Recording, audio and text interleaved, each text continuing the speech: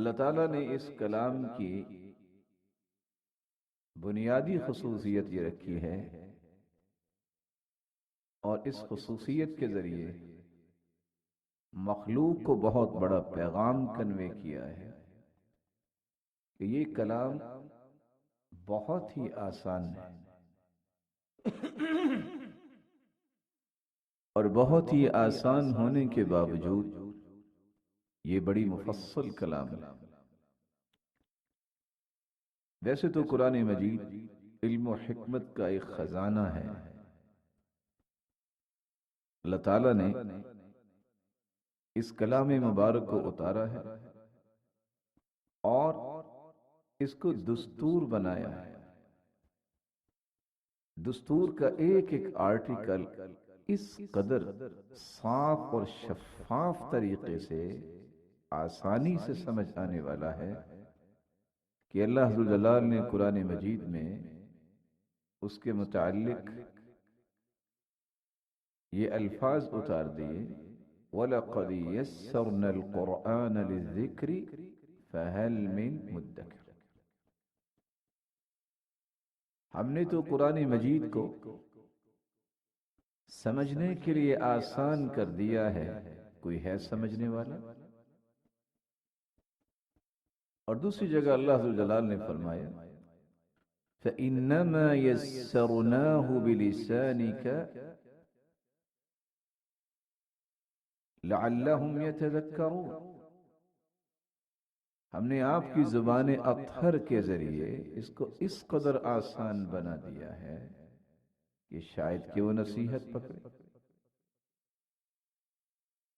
اور دوسری جگہ اللہ ذو الجلال نے فرمایا فَإِنَّمَا يَسَّرْنَاهُ بِلِسَانِكَ لِتُبَشِّرَ بِهِ الْمُتَّقِينَ وَتُنذِرَ بِهِ قَوْمًا لُدًّا۔ ہم نے آپ کی زبان اقدس کے ذریعے اس کو اس قدر آسان کر دیا ہے کہ آپ مومنوں کو تو خوشخبری سنائیں، اور وہ قوم جس کو جادہ حق پہ اور صراط مستقیم پہ گامزن کرنا ہے لیکن وہ بھٹکے ہوئے ہیں، ان کو ڈرا سکے۔ اور ایک تیسری جگہ اللہ ذو الجلال نے فرمایا کتاب فصلت آیات، اس کی آیتیں جدا جدا ہیں۔ بڑی وضاحت سے اللہ ذو الجلال نے ان آیات کو نازل کیا اور فرمایا وَكَذَلِكَ أَنزَلْنَاهُ آیات بینات۔ اس قدر آیات ایویڈنٹ ہیں، اس قدر واضح ہیں، اس قدر اللہ ذو الجلال نے محکم بنایا ہے کہ اس میں کوئی جھول اور ابہام نہیں ہے۔ اور اس کا ایک سبب بھی بیان کیا قَدْ فَصَّلْنَا الْآيَاتِ لِقَوْمٍ يَذَّكَّرُونَ۔ ان نشانیوں کو ہم نے جدا جدا کر کے کھول کھول کے بیان کیا ہے، شاید لوگ اس سے نصیحت کر لیں۔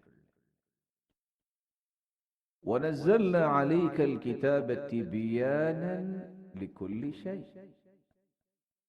ہر چیز کا بیان ہے ان آیات کے اندر۔ وَالَّذِي أَنزَلَ إِلَيْكُمْ الْكِتَابَ مُفَصَّلًا۔ اللہ تعالیٰ نے یہ بھی فرمایا کہ ہم نے آپ کی طرف اس کتاب کو کتاب مفصل بنا کے اتارا ہے، کیونکہ اللہ ذو الجلال کی یہ حقیقی کلام ہے اور اس کا مخاطب حضرت انسان ہے۔ اس لیے رب تعالیٰ نے اسے انسانی زندگی کے تمام شعبوں میں اور ہر شعبے کے تمام کارنرز کو منور کرنے کے لیے اس میں علم بھی رکھا ہے، اس میں بصیرت بھی رکھی ہے، اس میں وین بھی رکھا ہے، اور اس کے اندر زندگی کا تھیم بنانے کے ادب و آداب اور مینرز بھی رکھے۔ تو قرآن مجید کی خصوصیت میں سے پہلی خصوصیت یہ ہے کہ بہت آسان ہے۔ یہ ایک الگ بات ہے کہ آج امت کی عدم توجہ کی وجہ سے لوگ اس کو مشکل سمجھنے لگ گئے، یا کچھ عاقبت نااندیش لوگوں کی غلط وضاحت کی وجہ سے لوگ خوف زدہ ہو گئے، جن کو یہ بیان کیا گیا کہ تمہیں خود سے قرآن نہیں سمجھنا۔ اس کی وجہ یہ ہے کہ اللہ تعالیٰ نے پورے قرآن کا خلاصہ سورۃ الفاتحہ میں رکھا ہے، اور سورۃ الفاتحہ کا خلاصہ بسم اللہ میں رکھا ہے، اور بسم اللہ کا خلاصہ بسم اللہ کی با میں رکھا ہے، اور با کا خلاصہ با کے نقطے میں رکھا ہے، اور ایک نقطے کو سمجھنے کے لیے 100 اونٹ قربان کرنے پڑتے ہیں۔ یہ دماغ سوزی کرنے کے بعد اس طرح کی باتیں کشید کر کے جن کا قرآن و سنت سے کوئی بھی واسطہ اور تعلق نہ ہو، امت کو گمراہ کرنا یہ بہت بڑا گناہ ہے، اور قرآن کی حقانیت پہ یہ چھری چلانے کے مترادف ہے۔ قرآن مجید نے تو بیان کر دیا ہے وَلَقَدْ يَسَّرْنَا الْقُرْآنَ لِلذِّكْرِ فَهَلْ مِن مُدَّكِرٍ، کوئی ہے اس سے نصیحت لینے والا؟ ہم نے تو نصیحت کے لیے اسے آسان کر دیا۔ اور وہ لوگ جو بالکل پڑھے لکھے نہیں تھے، ان پر جب قرآن نازل ہوا تو اسلام سے پہلے ان بدوؤں نے اس کلام کو سنا اور مسلمان ہوئے، تو پھر کیسے سمجھا؟ ان کی سمجھ بھی قیامت تک آنے والی انسانیت کے لیے معیار ٹھہری۔ قرآن مجید کی دوسری خصوصیت یہ ہے، قرآن مجید کو اللہ ذو الجلال نے حکمت و دانائی کا ایک جوہر بنایا ہے، اور وحدت کا ایک علمبردار بنایا ہے۔ قرآن مجید میں اللہ ذو الجلال خود فرماتے ہیں کتاب حکیم، الذکر الحکیم۔ حکیم سے مراد یہ ہے، یہ حکمت و دانائی سے پر کتاب ہے، بڑی ہی محکم اور مضبوط، باطل سے بھی محفوظ اور ہر طرح کے عیب و نقص سے بھی محفوظ اور پاک کتاب ہے۔ وَإِنَّهُ لَكِتَابٌ الْعَزِيزٌ، وَإِنَّهُ لَكِتَابٌ عَزِيزٌ لا يأتيه الباطل من بين يديه ولا من خلفه تنزيل من حكيم حميد۔ یہ تو بڑی ہی غالب کتاب ہے، اور کیسی غالب کتاب ہے؟ لا يأتيه الباطل من بين يديه ولا من خلفه، اس کی آگے اور پیچھے سے باطل اس کے اندر داخل نہیں ہو سکتا، کیونکہ اللہ ذو الجلال نے اسے اتارا ہے، جو بڑا ہی حکمت دان ہے اور بہت ہی تعریف کیا گیا ہے۔ اور اللہ تعالیٰ نے یہ بھی فرمایا فیہا کتب قیم،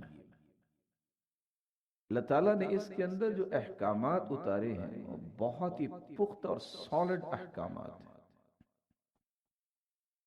اور اللہ ذو الجلال نے یہ بھی فرمایا وَهُوَ الَّذِي أَنزَلَ عَلَيْكَ الْكِتَابَ مِنْهُ آيَاتٌ مُحْكَمَاتٌ هُنَّ أُمُّ الْكِتَابِ۔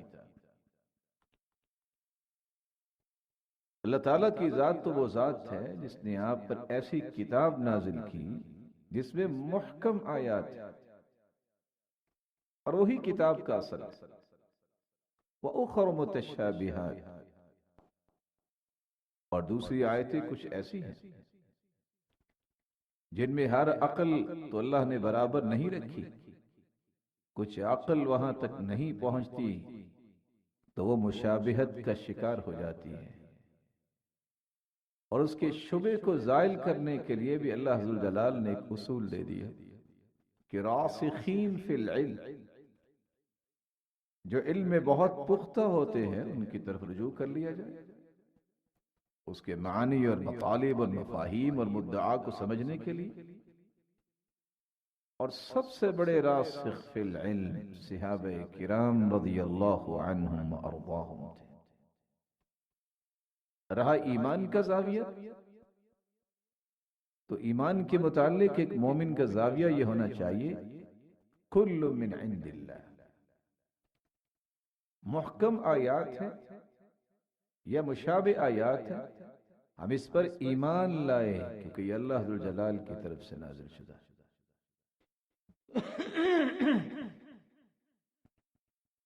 قرآن مجید کی ایک تیسری خصوصیت یہ ہے کہ قرآن مجید کی جملہ آیات انتہائی ہم آہنگ ہیں، یکجہتی، موزونیت اور موافقت اس کے اندر بدرجہ آتم موجود ہے۔ کوئی بھی تضاد اور کج روی قرآن مجید کے اندر نہیں، اس میں شک کی گنجائش ہی نہیں رکھی گئی۔ اللہ ذوالجلال فرماتی ہیں قرآنا عربیا غیر ذی عوج لعلہم یتقون، یہ قرآن عربی زبان میں ہے اور اس میں ادنا بھی ٹیڑھ پن اور اعوجاج نہیں ہے، بلکہ اللہ ذوالجلال نے ایک دوسری جگہ فرمایا الحمدللہ الذی انزل علی عبدہ الکتاب ولم یجعل له عوجا، سب تعریفیں اگر لائق ہے تو اس ہستی کے لیے جس نے اپنے بندے پر کتاب کو اتارا اور اس میں کوئی بھی ٹیڑھ پن نہیں رکھا، بلکہ اللہ ذوالجلال نے تو یہ فرمایا وَلَوْ كَانَ مِنْ عِنْدِ غَيْرِ اللَّهِ لَوَجَدُوا فِيهِ اخْتِلَافًا كَثِيرًا، اگر اللہ ذوالجلال نے اسے اتارا نہ ہوتا، یہ کسی اور کی کلام ہوتی تو اس میں بہت سارا اختلاف لوگ محسوس کرتے، لیکن اللہ ذوالجلال نے اسے ہر قسم کے نقص اور عیب سے پاک رکھا ہے۔ وحدت مضامین، مضامین میں یکسانیت، یہ قرآن مجید کی خصوصیات میں سے خصوصیت، بلکہ علماء تو یہ لکھتے ہیں کہ اس سے انکار کرنا بھی کفر ہے۔ رسول اللہ صلی اللہ علیہ وآلہ وسلم پر نازل ہونے والی یہ کتاب، اس کی چوتھی خصوصیت یہ ہے کہ یہ بہت بڑا معجزہ ہے، ایسا معجزہ جو انسانی عقل و قوت کو عاجز کر دے، بے بس کر دے۔ اگر کتاب کے مندرجات، اس کے مبارک کلمات، اس کے الفاظ و حروف پہ توجہ کی جائے، غور کیا جائے، تو سمجھ میں آتا ہے کہ اللہ ذوالجلال نے اس میں اعجاز کے بھی کتنے پہلو رکھے ہیں، اسے علمی اعتبار سے بھی معجزہ بنایا۔ آج قرآن مجید کو کھولتے ہیں اور اس کو مکمل کرتے ہیں، لاکھوں دقائق علمیہ ایسے ہیں کہ 1400 سال گزر گئے، قلمیں ٹوٹ گئیں، لوگ دنیا سے چلے گئے، لیکن اللہ ذوالجلال کی کلام کے خزانے ختم نہیں ہوتے۔ غور کیا جائے تو پتہ چلتا ہے کہ روحانی علوم کے اعتبار سے بھی یہ کتاب معجزہ ہے۔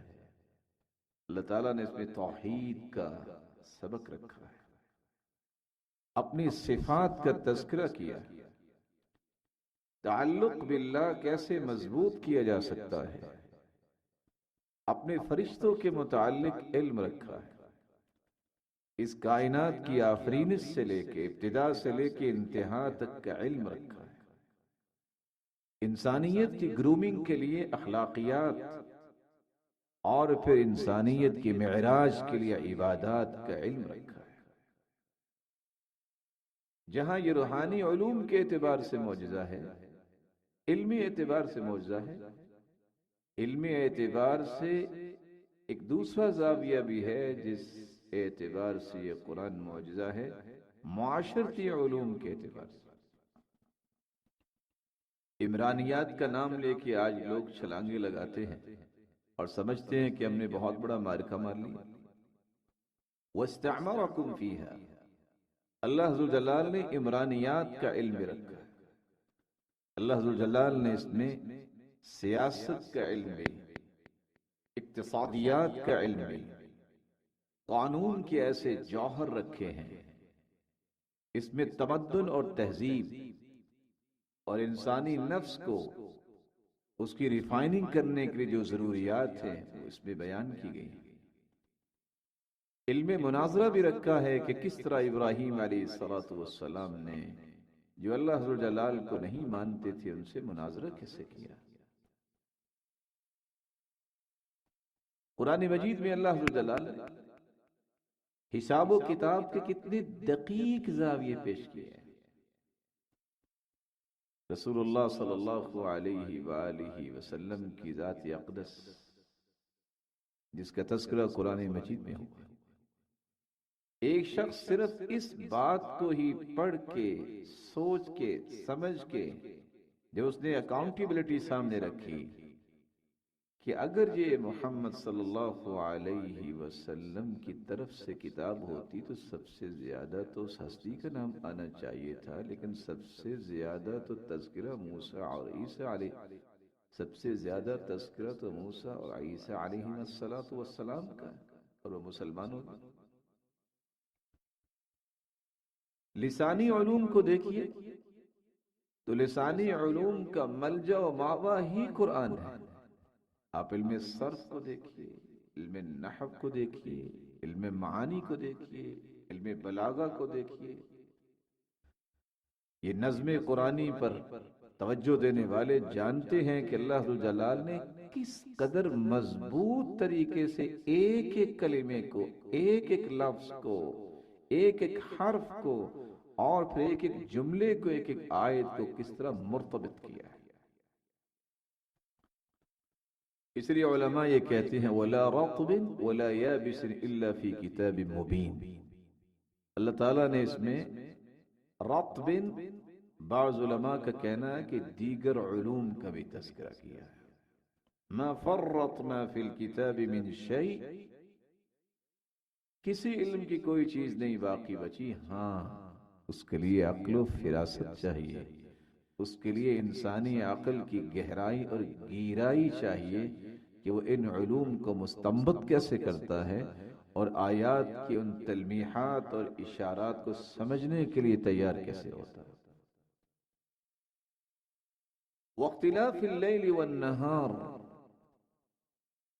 ان فی اختلاف اللیل والنہار، اور ان ربکم اللہ الذی خلق السماوات والارض فی 6 ایام، اور والشمس والقمر والنجوم مسخرات بامرہ، یہ وہ چند آیات ہیں۔ لاکھوں میل گلیکٹک سسٹم ہاتھ باندھ کے ان آیات کے سامنے کھڑا نظر آتا ہے، کیونکہ اللہ ذوالجلال نے اس میں وہ دقت اور گہرائی رکھی ہے۔ جن لوگوں نے غور کیا ہے ان کو سمجھ میں آیا ہے کہ یہ ستارے، یہ سورج اور چاند، ان کے اندر جو روشنی کی صلاحیت ہے اس کو کس طرح رخ دیا جا سکتا ہے، اس کی سمت کا کیسے تعین کیا جا سکتا ہے۔ وَأَنزَلْنَا الْحَدِيدَ فِيهِ بَأْسٌ شَدِيدٌ وَمَنَافِعُ لِلنَّاسِ، ہم نے ہی لوہے کو اتارا، اس میں پاور بھی ہے، پروفٹ بھی ہے۔ یہ زاویہ آج کی سائنس کے لیے ایک بہت بڑا لمحہ فکریہ ہے کہ 1400 سال پہلے اللہ ذوالجلال نے اس کلام مبارک کے اندر یہ بات رکھ دی تھی جو آج لوگوں کو سمجھ آ رہی ہے۔ یہی وجہ ہے کہ اگر اس کی خصوصیات پہ غور کیا جائے تو خصوصیت میں یہ جو زاویہ ہے کہ بہت بڑا معجزہ ہے، یہ روحانی برکات کے لیے بھی بہت بڑا معجزہ ہے۔ آپ غور کیجئے، آپ صلی اللہ علیہ وسلم پر جب یہ کتاب نازل نہیں ہوئی تھی تو اہل عرب گمراہی میں بھی تھے، ظلمت و تباہی میں بھی تھے، اور بلکہ بربادی کی عمیق کھائیوں میں گرے ہوئے تھے۔ قرآن پاک نے ان کا تزکیہ کیا، ہر قسم کی برائی سے نجات دلا کر انہیں دنیا کا رہبر و رہنما بنا دیا۔ آج اسلام دشمن مستشرقین بھی اس صداقت کو تسلیم کرنے پر مجبور ہیں۔ ماسیو سیڈیو جو فرانسیسی ایک مستشرق ہے، بیان کرتا ہے اسلام کو وحشیانہ مذہب کہنے والوں کے لیے ایک سوالیہ نشان ہے، کیونکہ انہوں نے قرآن مجید کی حقیقی تعلیمات کو دیکھا ہی نہیں۔ وہ عرب جو تمام عیوب اور عادتوں کے مالک تھے، کس چیز نے ان کی کایا پلٹ دی؟ وہ صرف قرآن مجید۔ مسٹر ٹامس کارلائل لکھتا ہے لیکچرز ان ہیروز پر کہ اسلام قوم عرب کے حق میں گویا تاریکی میں ایک روشنی کا ستارہ بن گیا۔ عرب کا ملک پہلے بھی موجود تھا، ان کی بود و باش، ان کی حرکات و سکنات سے لوگ واقف تھے، لیکن جو ہی قرآن مجید کی روشنی ان پہ پڑی تو کس طرح وہ زندہ جاوید ایک بہترین معاشرہ ابھر کے سامنے آیا۔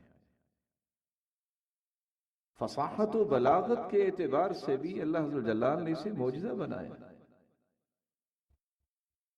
جادو وہ جو سر چڑھ کے بولے، اپنے تو اپنے مسلمان تو مسلمان، کافر بھی اس سے متاثر ہوئے بغیر نہیں رہ سکے۔ اور انہوں نے ثابت کیا کہ قرآن مجید جو اللہ تعالیٰ کی کلام ہے، یہ بے مثل بھی ہے اور بے مثال بھی۔ مشہور مستشرق جارج سیل لکھتا ہے قرآن کریم بلا شبہ عربی زبان کی سب سے بہتر اور سب سے بہترین اور مستند کتاب ہے۔ کسی انسان کا قلم ایسی معجز نما آیات اور عبارتیں اور کلام لکھ ہی نہیں سکتے۔ یہ ایسی کلام ہے جس کے ذریعے اللہ عز و جلال نے انسانی وہ افکار، انسانی وہ رجحانات، وہ رویے جو مردہ ہو چکے تھے، ان کو جلا بخشی اور زندگی بخشی۔ ڈاکٹر موریس فرانسیسی ہے، وہ لکھتا ہے کہ قرآن کی سب سے بڑی تعریف اس کی فصاحت و بلاغت ہے۔ کس طرح اس قرآن مجید نے مقاصد کو اور اس کے مطالب کو خوش اسلوبی سے اور خوبصورتی سے بیان کیا ہے کہ انسان کی عقل دھنگ رہ جاتی ہے۔ یہی وجہ ہے کہ دنیا کے اندر جتنے بھی فصحاء، بلغاء، حکماء، ادباء اور شعراء، فصیح اللسان اور بڑے بڑے خطباء اور شاعر ہاتھ باندھ کے کھڑے ہو۔ ایسے ایسے لوگ جن کی زبان آوری مسلمہ تھی، جن کو اپنی زبان دانی پہ بڑا ناز تھا، فصاحت و بلاغت پر بڑا گمنڈ تھا، اس بڑے ناز کے باوجود جب ان کے سامنے قرآن مجید کی چند آیات کی تلاوت کی گئی تو وہ حیرت میں چلے گئے، اور ایسے ورطۂ حیرت میں گئے کہ پھر اس کلام پر ایمان لائے بغیر رک نہیں سکے۔ یہ خالد بن عتبہ، یہ سیدنا عثمان بن مظعون، یہ سیدنا خالد بن عتبہ اور سیدنا عثمان بن مظعون اور سیدنا طفیل بن عمرو الدوسی اور اس طرح کے صحابہ کرام قرآن مجید کی چند آیات سن کر ہی مسلمان ہو گئے۔ اور کون نہیں جانتا قرآن مجید کے نزول سے پہلے بیت اللہ کے اندر بڑے بڑے شعراء کے قصائد جو فصاحت و بلاغت کا شاہکار تھے اور مرقع تھے، بلکہ فصاحت کا استعارہ سمجھے جاتے تھے، انہیں بیت اللہ میں لٹکایا جاتا تھا۔ السبع المعلقات، جس کے بارے میں ہر ذی فہم اور ذی علم جانتا ہے، کہ یہ 7 قصیدے لکھنے والے عرب کے اس وقت کے چوٹی کے شاعر تھے، لیکن جب قرآن مجید کا نزول شروع ہوا تو شعراء نے جب قرآن مجید کو سنا تو اس قدر تعجب کی وادیوں میں گم ہو گئے کہ آخر انہیں یہ ساتوں کے ساتوں قصائد اس کلام کے سامنے نیچ اور ہیچ نظر آئے اور انہیں اتارنا پڑا۔ لبید ابن ربیعہ جو انہی 7 لوگوں میں سے تھے جنہوں نے السبع المعلقات یہ 7 قصیدے لکھے، لیکن ایمان لانے کے بعد 60 سال زندہ رہے، لیکن اس 60 سالہ زندگی میں انہوں نے ایک شعر کے سوا کوئی کلام شاعرانہ پیش نہیں کی، اور وہ شعر ہے کل شیء ما خلا اللہ باطل، اللہ کے سوا ہر چیز باطل ہی ہے۔ اور وہ کہا کرتے تھے سورۃ البقرہ پڑھنے کے بعد اور سورۃ آل عمران پڑھنے کے بعد مجھے شعر کہنا اچھا لگتا ہی نہیں۔ اللہ تعالیٰ نے اس کو جہاں علمی اور روحانی اعتبار صرف فصاحت و بلاغت کے اعتبار سے معجزہ بنایا ہے، وہاں قوت تاثیر کے لحاظ سے بھی معجزہ بنایا۔ وَلَقَدْ جَاءَهُم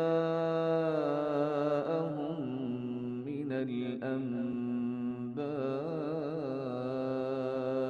مَا فِيهِ مُزْدَجَرٌ حِكْمَةٌ بَالِغَةٌ فَمَا تُغْنِ النُّذُرُ۔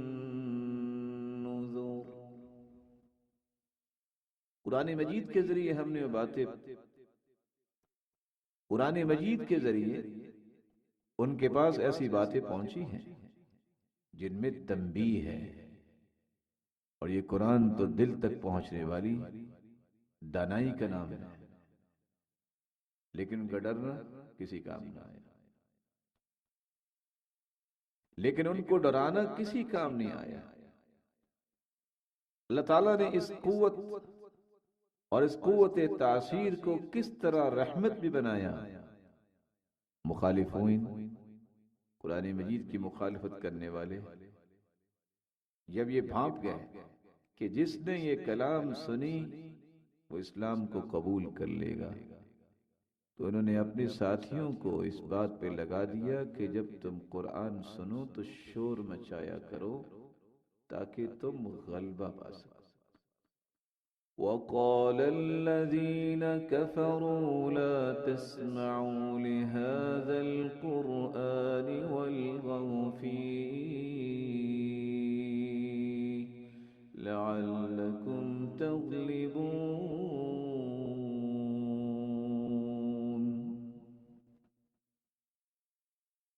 کافروں نے کہا کہ جب تم اس قرآن کو سنو تو شور ڈالا کرو، سنو نہیں، تاکہ تمہارا غلبہ قائم رہے۔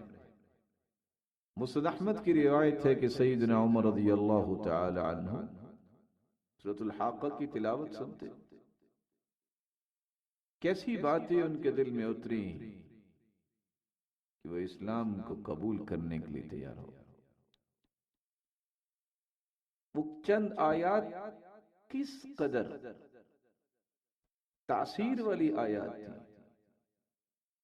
کہ چند آیات رسول اللہ صلی اللہ علیہ وآلہ وسلم نے پڑھی اور تیار ہو کر مینٹلی پرپیئر ہو کہ اللہ کے رسول کے پاس جانے والا شخص بھی جب واپس آیا تو متاثر ہوئے بغیر رہ نہیں سکا۔ جس نے بھی اس قرآن کو سنا حلقہ بگوش اسلام ہو گیا۔ اللہ تعالیٰ نے اس کتاب کو تاثیر کے اعتبار سے کتاب انقلاب بنایا۔ خصوصیات میں سے قرآن مجید کی ایک 5ویں خصوصیت بھی ہے، یہ واحد کتاب ہے جو قیامت تک آنے والی انسانیت کے لیے آخری صحیفہ ہے، مکمل نظام حیات ہے اور کتاب انقلاب ہے۔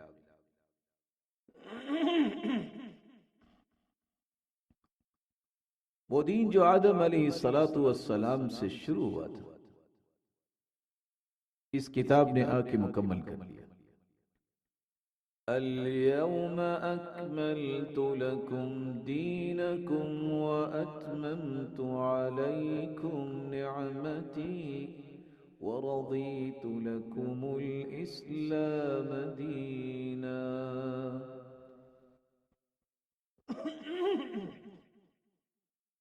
اس آیت میں اللہ ذوالجلال نے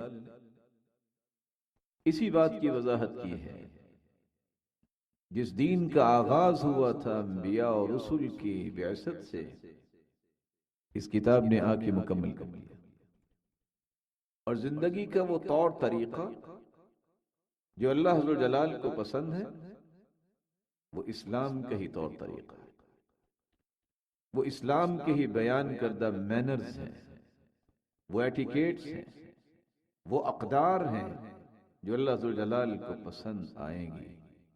اگر کسی نے کسی اور طریقے کو سلیقہ سمجھ کے بھی اختیار کیا تو قابل قبول نہیں ہوگا۔ وَمَن يَبْتَغِ غَيْرَ الْإِسْلَامِ دِينًا فَلَن يُقْبَلَ مِنْهُ وَهُوَ فِي الْآخِرَةِ مِنَ الْخَاسِرِينَ۔ وہ دنیا جہان کے پڑھے لکھے لوگ بھی اختیار کرنے والے ہوں، اگر وہ اسلام مخالف، اسلام متصادم، اسلام متحارب پہلو ہیں تو اللہ کے ہاں کبھی قابل قبول نہیں ہوں گے، اور اس کو اختیار کرنے والا ہی خسارہ پانے والوں کی صف میں کھڑا ہوگا۔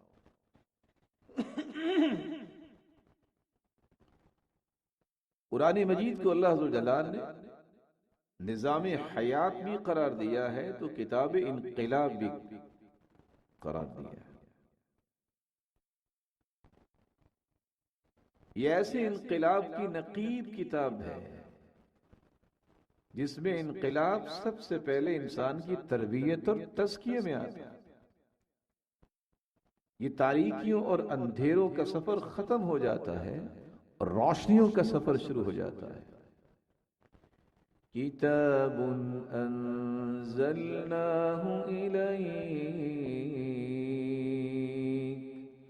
لتخرج الناس من الظلمات الى النور۔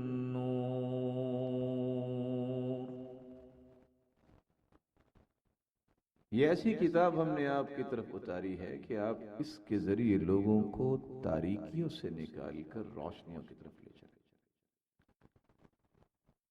اور اللہ ذوالجلال نے یہ الفاظ اتار کر فیہا کتب قیمہ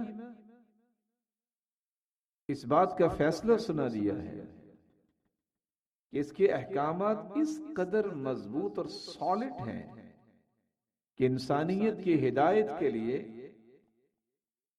اولین اور آخرین کے علوم کو اللہ ذوالجلال نے اس میں جب جمع کر دیا ہے تو پھر رجوع اسی طرف ہی ہو۔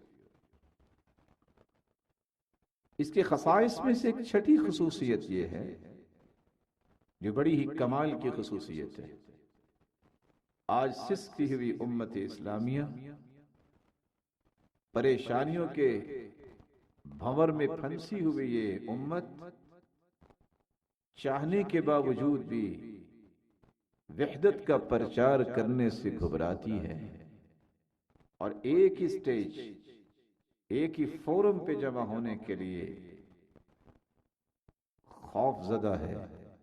لیکن اللہ ذوالجلال نے یہ کتاب جو اتاری ہے یہ نسل انسانی کی وحدت کا بہترین پیغام ہے۔ وَمَا كَانَ النَّاسُ إِلَّا أُمَّةً وَاحِدَةً فَاخْتَلَفُوا۔ انسانیت کو اللہ نے ایک امت ہی بنایا تھا، اختلاف انہوں نے خود کیا۔ إِنَّ هَذِهِ أُمَّتُكُمْ أُمَّةً وَاحِدَةً وَأَنَا رَبُّكُمْ فَاعْبُدُونِ۔